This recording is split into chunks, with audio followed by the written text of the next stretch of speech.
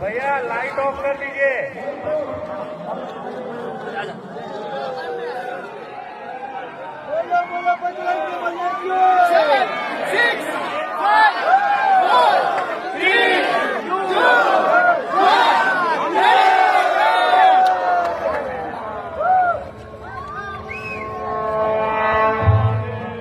సర్వ మానవాళికి రక్షకుడు, మనకు కొండంత అండగా నిలిచేవాడు, మనసులో తలచిన వెంటనే గుండెల నిండా ధైర్యాన్ని నింపగలిగే మహాయోధుడు, అభయహస్తంతో ఎల్లవేళలా మనల్ని కాపాడే ఆ పవనపుత్రుడి ఇప్పుడు మనసారా స్తుతించుకుంటూ శ్రీ పంచముఖ ఆంజనేయ స్వామిగా అవతారమెత్తిన కథ దృశ్య రూపంలో తిలకిద్దాం రండి.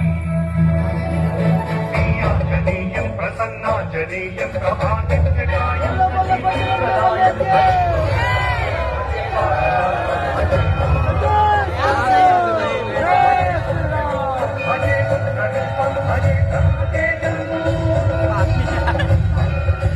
అది రామాయణ మహాయుద్ధం.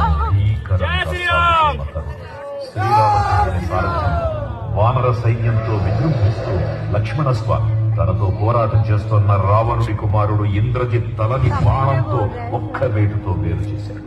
ఇంద్రజిత్ మరణ వార్త విన్న రావణుడు ఆవేశంతో ఊగిపోయాడు. ప్రతీకారం కోసం పాతాళ లోకాధిపతి తన సోదరుడు అయినటువంటి మహిరావణుడి సహకారం కోరాడు.